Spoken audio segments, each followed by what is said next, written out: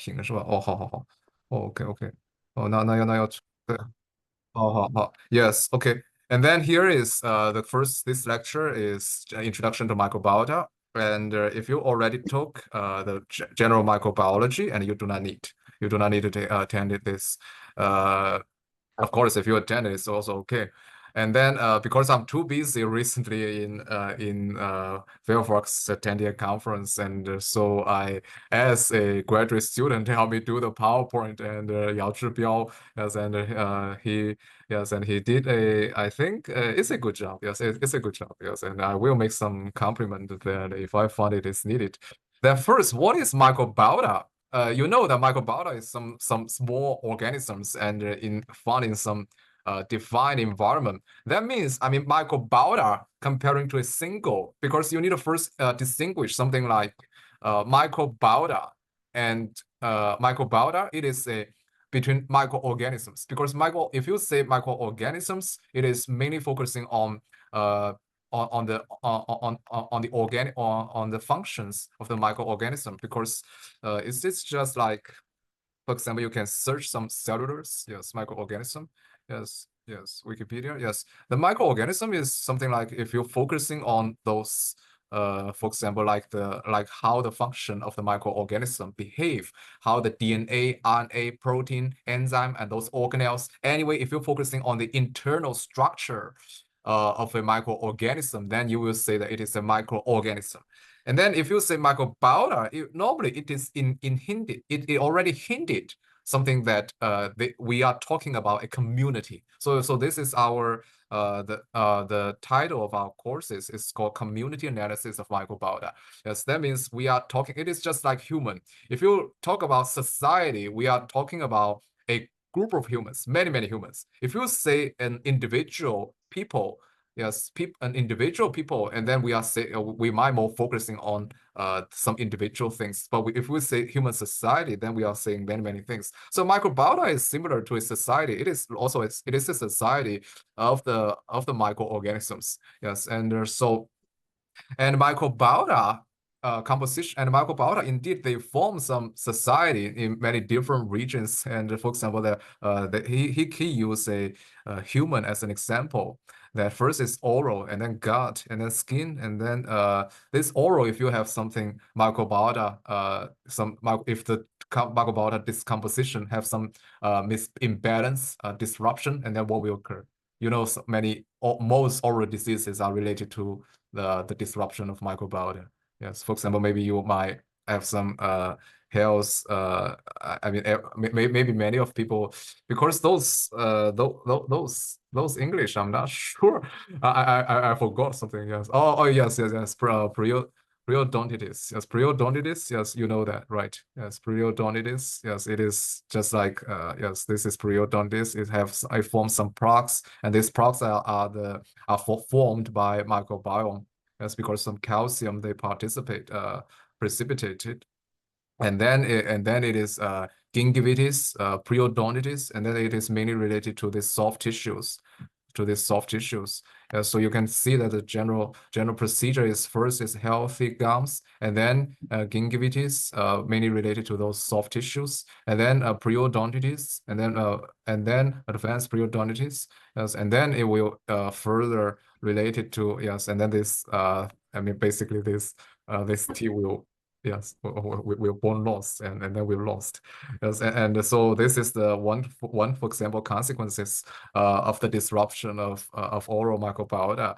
Yes, and another thing like the respiratory, I mean, if the I mean it no it, the disruption often have the most popular reasons for the disruption of respiratory microbiota was, for example, some virus infections. Yes, I mean most of them, for example, if you infected COVID, and then there are many research about that, saying that, for example, if after infected COVID-19, 19, yes, and the respiratory respiratory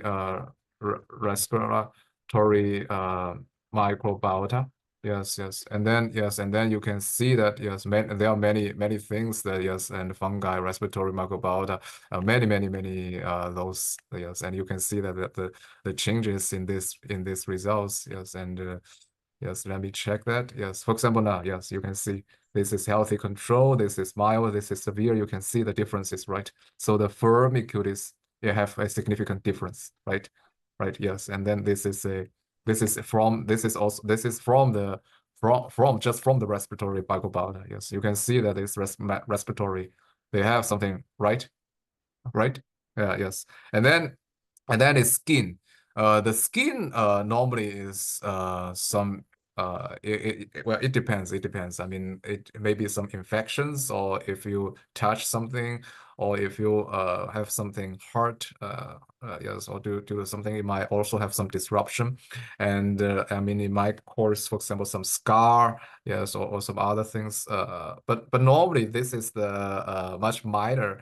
I mean, unless you are infected by some pathogens, yeah, some pathogens. But if it is not a pathogen, the consequences is not as severe as oral or respiratory.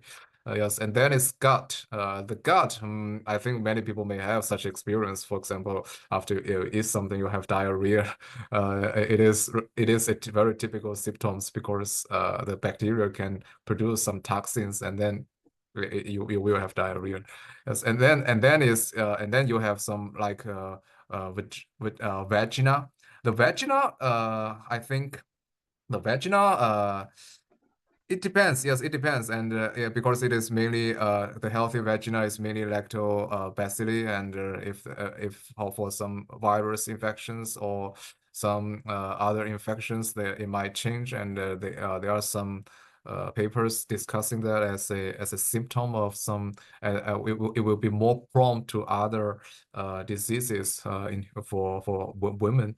Yes, and also that, and then this is he just give an example in the human microbiota composition, but indeed that we should realize, yes, this is when it should, okay, indeed that the microbiota, it contains yes, different microbiota contains many different composition. That first is that, yes, microbiota, yes, as he wrote that here. First, it classify as bacteria, archaea, protists, fungi, and virus. So first, I mean, in our course, we just focusing on bacteria, archaea, and fungi. Yes, and I would like to show you a phylogenetic tree. Yes, phylogenetic tree. Yes, for example, here a phylogenetic tree. That is the, for example, bacteria. It is just the phylogenetic evolution that, in according to the phylogenetic tree, that there are generally one is bacteria, and another is archaea, and then this is eukaryotic. Human is also eukaryotic, but fungi is also eukaryotic. So this is the three main branches of life. And according to our current knowledge, that all these lives have a common origin. Yes, and this is our. I mean, I think you learned in biology 1, right? Yes, and besides that, besides this micro composition. Indeed, their virus can also be a composition, and also protist. But protist, indeed, that it is I mean, it depends on what kind of samples you selected. I mean, if in the human, I mean, normally you don't need to consider, you do not need to, I mean, generally, because there is an issue that here, generally because of the, he did not roll the other things. Okay, other things that I need to talk in now. Generally because because this microbiome are very small, because they are very, very small. So we need to have something high input. We want to know all. We want to know all. For example, we want to know all bacteria inside the sample. We want to know all archaea inside the sample. We want to know all fungi inside the sample. That means, so we mainly focusing on the composition. So this is why I say the community analysis of microbiota. We're mainly focusing on the composition, not the individual, the individual or microorganism. Not the individual. We mean this is our main focus. So indeed, the why we say that is because the bacteria, as I said in the previous lecture, the bacteria, or I think yes, previously I've said that, for example, the cysteine S is bacteria, yes, and ITS is related to fungi. Yes, and then yes, and these are the main things that, because we according to the those those sequence similarity, and then we generating them. This similarity can help us to directly compare by comparing the dissimilarity, and then we can distinguish the species. Although this accuracy is not very high. I mean, as I said previously, that the accuracy it might for example, if you it might distinguish not distinguish a human and a monkey. Yes, just like in bacteria. I mean, human and monkey might distinguish wrong. But a human and mouse, it won't distinguish wrong. Yes, and so because we are focusing on the general composition, so this accuracy often is enough. If you want a higher accuracy, you can do some other things, but this is not the focus of our course. And they are more they are better technologies like for example the yes for example the metagenomics and but because as you see that this course is already very intensive, I do not plan to teach my metagenomics in this course. And then is interactions between host and microbiota. Okay. And then yes, because as I discussed previously, indeed this is already an interaction because I show many examples that how this, for example, that this how the microorganisms can change the host, right? The host is human, can change the host, and and he say this is a more detailed mechanism. Yes, and the host specific regulatory networks are yes or are unaffected by the transient. Oh yes, and this is the this is the key thing. A key thing between the host and the microbiota is that because the hosts often have some structures, immunostrategy, just like human. I mean, in the oral, we have some structures, have something that can protect ourselves from infected, from some very harmful bacteria. And also, for example, in the respiratory, I mean, we know that we have our immune system. They can kill some bacteria, right? Yes, and so there is a question that so why we have an immune system? They can kill the bacteria, but why there are still some bacteria? Yes, and this is because first that these bacteria are not inside our body. They are outside. They are surrounding. For example, like the oral. They are surrounding them. So although we have some immune system, but those immune systems that they indeed they have a little bit. They still have the ability because they are. I mean, even in the oral, there are still some blood surrounding that.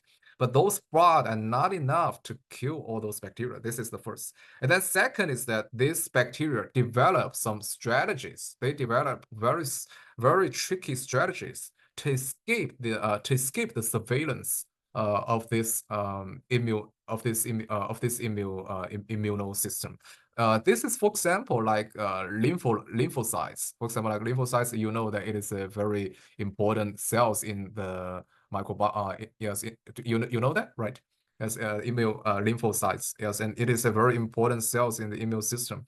And you can see that because the bacteria, the microorganisms, they can infect it something to stimulate the host epithelial cells.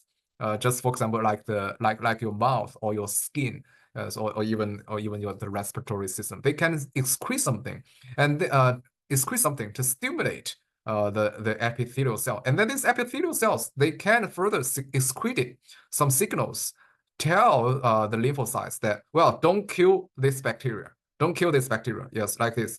Yes, he said, don't kill this bacteria. And then this lymphocytes will told another, for example, like we'll say, oh, well, I don't kill this bacteria. And then also this host epithelial cells, it might, for example, directly or indirectly acted on these lymphocytes. For example, like it might tell this neuroendocrine cells, it might excrete some hormones, because hormones are very important, as you know, in microbiology. One, they're very important in regulating the body functions, regulating the body immune systems. And then these hormones excreted to these lymphocytes and tell him that, well, don't kill this bacteria. Yes, and so generally these actions are two things. One is direct, one is indirect. And also also of course that there is also another thing, that these lymphocytes also, although it might receive some instruction that, well, don't kill this bacteria, but it might still detect it. It might still try to detect this bacteria, whether this is truly harmful.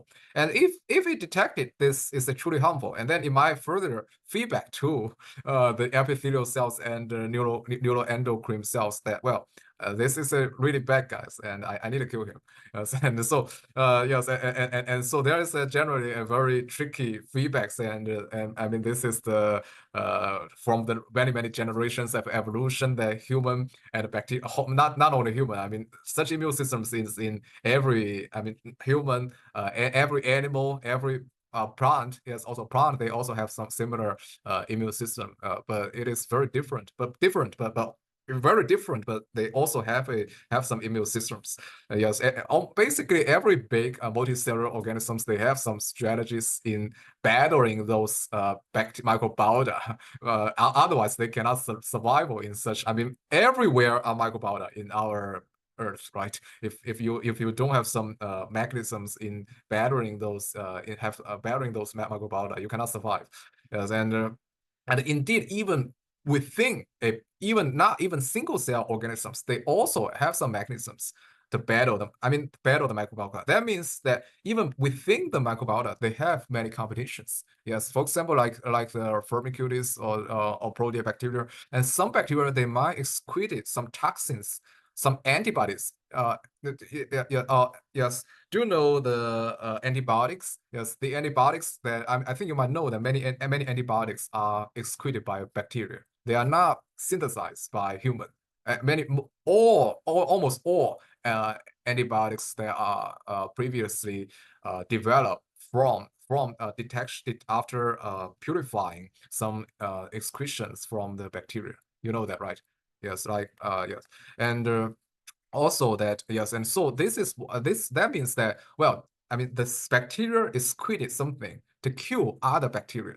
So within the microbiota itself, they have many competitions, and this is the things that, yes, and so you generally you can form some intuition that, well, first is that between the host and microbiota, they have some complex mechanisms that the host can protect themselves in most cases. And also within the microbiota, they have many competitions, many signals, many signals, and many bacteria will excrete something that kill other bacteria.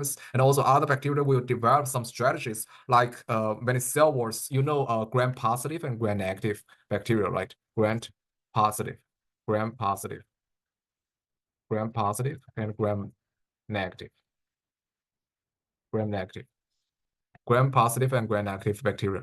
And those things are mainly distinguished by the cell walls, yes, by the rigid cell walls. Yes, yes, here, yes. Gram-positive have a very rigid cell wall, and gram-negative it don't have. Yes, and so such things that gram-positive and gram-negative, these bacteria, I mean, these things are mainly these cell walls. They can, if you have a very rigid cell walls, then it can protect you from it can protect the bacteria from other excretions and other harmful things.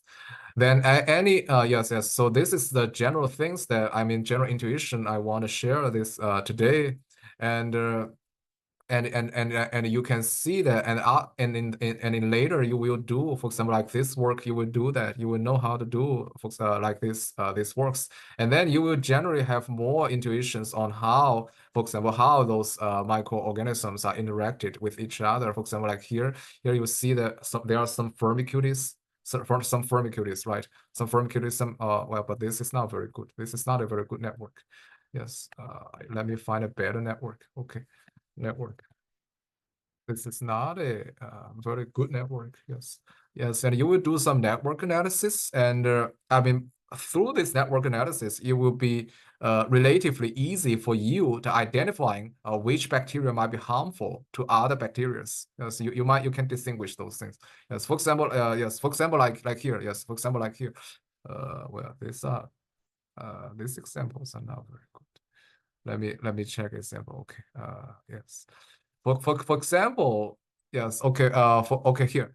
For example, like here, the red is a positive correlation. The green is a negative correlation. I think I'm not sure. I'm not sure because I did not check that. But anyway, you can see that, for example, like this M. it has red lines. Most of the line besides this are red lines to others, right? That means in most cases it excreted something that might benefit other bacteria. Yes. And if, for example, let me see, for example, like this N or this H, yes, this H, you can see that most lines are green. If we assuming that green is a negative correlation, and then that means this H, it will excrete something that is harmful. For example, some antibiotics. Yeah, yeah, yes. Yes, yes, and then you excreted something to the to other bacteria that is harmful, that can kill him. Oh, wait. Uh, yes, it is antibiotics, right? Yes, and then yes, it can kill them. Yes, and then here. Yes, and then here is microbiota's research. Yes, and so yes, and so this is the point of our generally the point of our current research of our current course. That after this course, you will learn how we after we do some, for example, if we do some for example, if we want to know. Our point is that after this course, if we want to know, for example, if you sample your oral and then you can through you have do some sequencing, you have all the sequencings about the bacteria, and then after you have all the sequencing of bacteria, and then you will be able to do the statistical analysis by yourself, and then you can interpret it, well, whether this bacteria is this sample is from a relatively healthy people, or some people having, indeed most people's oral health is not good. Yes, and whether it is from a very good healthy oral health, and whether the oral health is good or not, and what kind of bacteria suppress other bacteria, and whether they or whether what kind of bacteria are benefited to other bacteria, and what is their interactions, and you will be able to do that by yourself. Yes, this is the point of our course, right?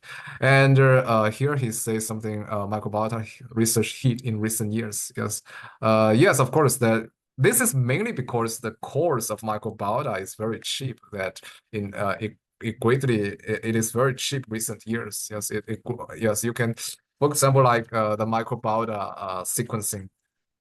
I'm not sure how much it is now because I did not follow that for nearly 2 to 3 years. Yes, and then you can see that, for example, like here that one sample, yes, here that whole genome sequencing, yes, DNA extraction, and oh well, but this is still yes, 16S. Yes, we want 16S. Yes, this is mainly because the 16S the course is very cheap. Yes, and yes, for some large projects that you can see that $60 for one sample. Yes, I mean everyone can pay for that, and that means even if you are interested in your oral health, I mean you can pay for that, right? I mean previously, if in 10 years or I mean 10 years, if I remember correctly, it is 100 times more, yes, if I remember correctly, yes. And then if you say 20 years ago, then that is much more expensive. So the main reason is that why it is hit. It is because yes, it is because the expenses the core is already reduced to a everyone have the ability to do that to their level, so it is hit. Yes, and you can see that every year there are about 26,000 to 30,000, nearly 30,000 papers published over the last 4 years. And then he said the major interest in microbiota, and then biochemistry, microbiology, gastron. Yes. This is, you can see that I mean, it is not saying that if you need to do microbiology and then you do the research on microbiota. No, it is not like that. I mean, for example, in medicines, if you have gas diseases, you often need to do microbiota research. Or if you, for example, in neutron, in pharmaceutical, yes, the pharmaceutical also recently I mean, I think it is recently 5 years, not very. Not a it is not a very old interest, yes, and pharmaceuticals or environment, yes, for example, some like the Kain, yes, many people know Kain, right? Kain, he do something in environmental microbiota, and food science, like like the Hero. I think that if you, for example, like or Egal, yes, Professor Akumo, And he do something like the food. What kind of things he's doing now? The strawberry, yes, for example, like it is related to food science. I mean, and also immunology, because as I said that the key of microbiota is that you have something, you need to develop some strategy to escape the infections, the immune surveillance from the host. So it is closely related to immunology. Yes, and so we often now in immunology there are in recent years also, I think it's recent 10 years, and there is a growing trend in microbiota. Yes, and then it is so basically this is a very useful thing, as you know, that very useful thing, as long as you I mean everything, I mean in biology there every discipline. Okay. Okay, let me try now. Yeah, so everything, there are some, nearly every branch in biology, there are something you can do with microbiota, yes, because indeed microbiota are everywhere. And then he said that following grants and time to microbiota, this is yes, and this Earth microbiomes project is very important. I mean, many things that many of my knowledge, human knowledge about microbiome are from this project. Yes, and then microbiota funding in the country. Oh, it is Chinese a Chinese plan, the Chinese microbiota plan. Yes, yes, yes. And this is the BGI. I mean, you need to know that currently BGI do the microbiota sample done by BGI is probably even more than US. Yes, and BGI done a lot of very intensive microbiota sequencing. Yes, the sequencing they done their work. They done a huge amount of work. And then its importance of microbiota. Okay, this climbers. I think I previously, yes, I know that this over amplify that. Yes, over amplify it. Yes, it is just yes, immune printing. Yes, he this picture is saying that the human in initially the human when it doing the penguin, the initially the this baby having some microbiota as an immuno imprint at the beginning, and this at the beginning this microbiota diversity can greatly impact the immune system after that. But I know this hypothesis, but I mean, although there are some evidence, but I think it is still I personally think it is still relatively weak. Yes, I mean, I think it is still a hypothesis. Yes. Okay, and I mean, I'm not very like to, yes. Okay. It's not saying that I don't support those things. I think it might be true, but those I'm not very like to talk say such things in the class.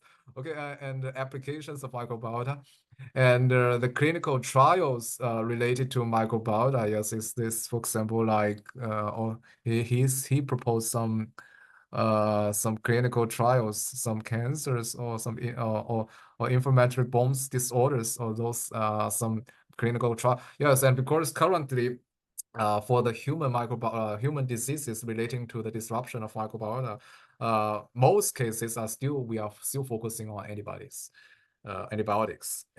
Yes, and uh, but there are currently, indeed, there are currently some other things that, for example, one is using some protein, yes, some protein like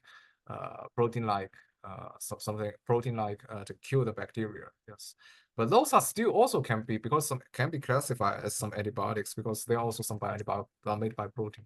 And another strategy is something like they benefited some microbiota, or putting some good microbiota inside it to treat those bad microbiota, as someone eat some yogurt, and those things are very popular.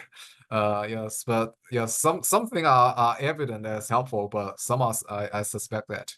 Yes, and microbiota in disease treatment. The hurt, yes, and then it's hurt cells. This microbiota in disease treatment.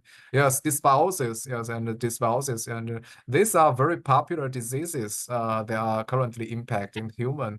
But most of things, yeah, oh yes, he suggested some popular treatment like the, yes, like yes, probiotic, probiotic, Yes, or fecal microbiota transportation, phage therapy, engineered by microbiome. Yes, yes, yes, and yes, and generally we will in this course we will have some exercises for you. That, for example, I will give you for example, one sample is from people after they ate some probiotics, and another is something without probiotics, and then you can do some tests between these two, and then you will see some differences. Yes, and so you will generally be familiar with those things.